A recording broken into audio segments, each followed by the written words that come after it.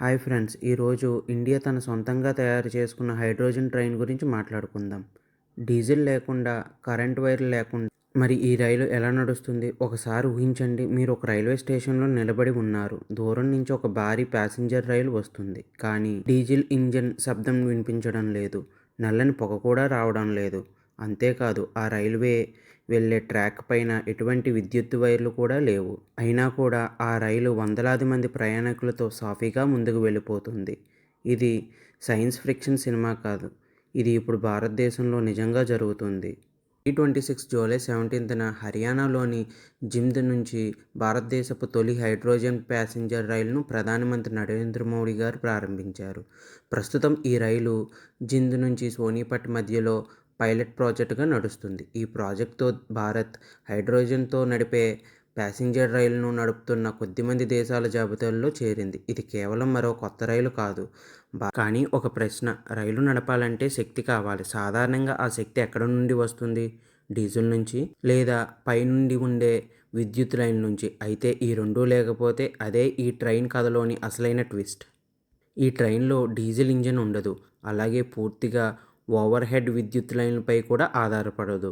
దానికి బదులుగా రైల్లోని ప్రత్యేకమైన హైడ్రోజన్ ట్యాంకులు ఉంటాయి. ఆ ట్యాంకుల్లో నిల్వ చేసిన హైడ్రోజన్ గాలిలోని ఆక్సిజన్తో ఒక ప్రత్యేకమైన ఫ్యూయల్ సెల్స్లో కలుస్తుంది. ఈ రసాయ చర్య వలన విద్యుత్ ఉత్పత్తి అవుతుంది.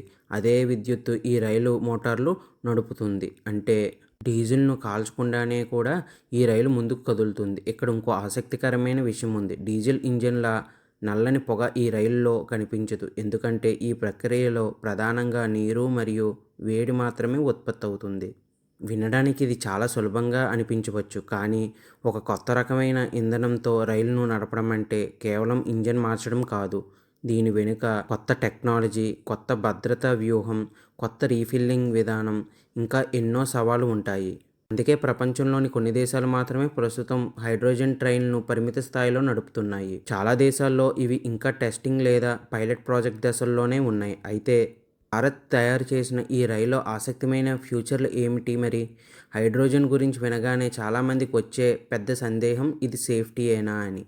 ఈ ప్రశ్నకు సమాధానం తెలుసుకునే ముందు ఈ రైలు గురించి కొన్ని ఆసక్తికరమైన విషయాలు తెలుసుకుందాం. ఇప్పటి వరకు ఈ ట్రైన్ ఎలా నడుస్తుందో చూసాం. కానీ దీని గురించి ప్రపంచమంతా ఎందుకు మాట్లాడుతుంది?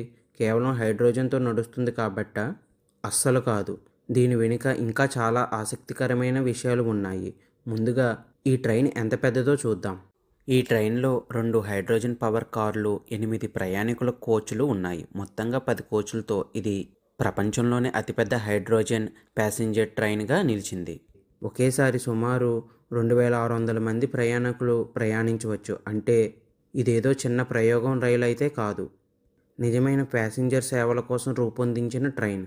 ప్రస్తుతానికి ఈ ట్రైన్ గంటకి 75 కిలోమీటర్స్ వేగంతో నడుస్తుంది. ఈ ట్రైన్ డిజైన్ చేసిన స్పీడ్ గంటకు 110 కిలోమీటర్లు. ప్రస్తుతం పైలట్ ప్రాజెక్ట్ భాగంగా గరిష్టంగా 77 కిలోమీటర్ల వేగంతోనే నడుపుతున్నారు.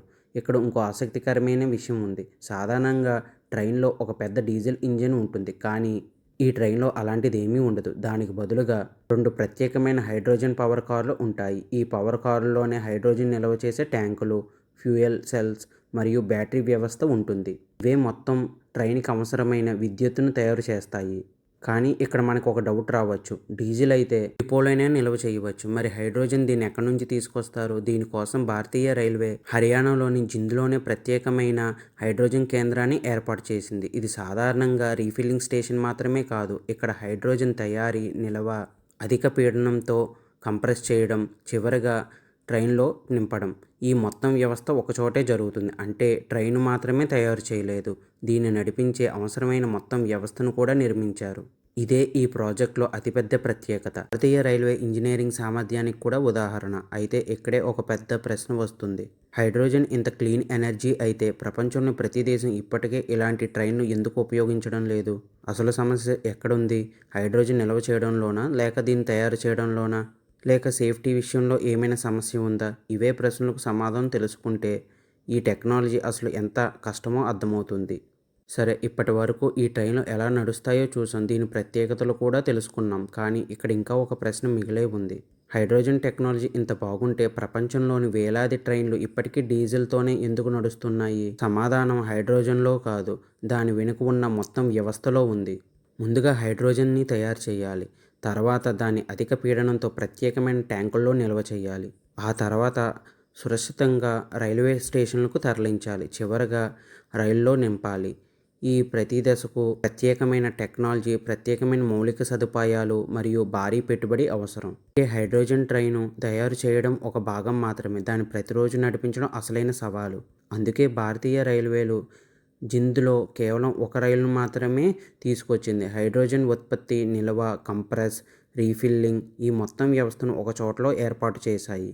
కానీ హైడ్రోజన్ గురించి వినగానే చాలామందికి ఒక సందేహం వస్తుంది. హైడ్రోజన్ అంటే చాలా త్వరగా మండే గ్యాస్ కదా, మరి ఇది నిజంగా సురక్షితమేనా అని.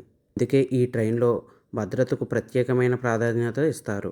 హైడ్రోజన్ లీక్ను వెంటనే గుర్తించే సెన్సార్స్, మంటలను గుర్తించే ఫ్లేమ్ డిటెక్టర్స్, పొగను గుర్తించే స్మోక్ సెన్సార్లు వ్యవస్థను నిరంతరం పర్యవేక్షిస్తూ మానిటర్ చేస్తూ ఉంటాయి. అవసరమైతే వెంటనే పని ఆపేసే ఆటోమేటిక్ షట్డౌన్ ఇలాంటి అనేక భద్రతా వ్యవస్థను ఇందులో ఏర్పాటు చేశారు. అయితే ఈ ట్రైన్లో ప్రారంభమైన వెంటనే భారతదేశంలో అన్ని డీజిల్ రైళ్లు హైడ్రోజన్గా మారతాయా? లేదు. ప్రస్తుతం ఇది ఒక పైలట్ ప్రాజెక్ట్ మాత్రమే. ఈ ప్రాజెక్ట్ ద్వారా ఈ టెక్నాలజీ భారతీయ పరిస్థితుల్లో ఎలా పనిచేస్తుంది, రోజువారీ నిర్వహణ ఎలా ఉంటుంది అనే విషయాన్ని భారతీయ రైల్వే పరిశీలిస్తుంది. అయినా ఈ ప్రాజెక్ట్ ఇప్పటికే ఇక్కడ ఒక విషయాన్ని నిరూపించింది. భారత్ హైడ్రోజన్ టెక్నాలజీని కేవలం పరిశీలిస్తున్న దేశం కాదు, దీన్ని నిజ జీవితంలో ఇంప్లిమెంట్ చేస్తున్న దేశం. అదే ఈ ప్రాజెక్టులో ప్రత్యేకత. ఒకప్పుడు స్టీమ్ ఇంజిన్ రైలు విప్లవాన్ని తీసుకొచ్చింది. ఆ తర్వాత డీజిల్ వచ్చింది. ఆ తర్వాత ఎలక్ట్రిక్ ట్రైన్లు ప్రపంచాన్నే మార్చాయి. ఇప్పుడు హైడ్రోజన్ మరో కొత్త అధ్యాయాన్ని ప్రారంభించాయి. ఈ ప్రయోగం భారత్ రైల్వే భవిష్యత్తును ఎంతవరకు మారుస్తుందో రాబోయే సంవత్సరాలే నిర్ణయిస్తాయి. కానీ ఇక్కడ ఒక విషయం మాత్రం ఖచ్చితంగా చెప్పొచ్చు. భారత్ భవిష్యత్తు రైల్వే టెక్నాలజీ కేవలం ఊహించడం కాదు, దాన్ని పట్టాలపై తీసుకొచ్చి పరీక్షించడం మొదలుపెట్టింది. ఈ ప్రయోగం విజయవంతమైతే రాబోయే దశాబ్దాల్లో ప్రపంచ రైల్వే రంగంలో భారత్ కొత్త చరిత్రని సృష్టించే అవకాశం ఉంది. సో ఫ్రెండ్స్, మీరు ఇంతవరకు వచ్చారు అంటే ఈ వీడియో మీకు నచ్చిందనే అనుకుంటున్నాను. సో ఈ వీడియోకి ఒక లైక్ ఇచ్చి మమ్మల్ని ఎంకరేజ్ చేయండి. అలానే నేను ఏమైనా పాయింట్స్ మిస్ అయితే కామెంట్లో చెప్పండి. ఇలాంటి ఇన్ఫర్మేటివ్ వీడియోస్ కోసం మన ఛానల్ని సబ్స్క్రైబ్ అవ్వండి. Thank you. మరొక వీడియోతో కలుద్దాం.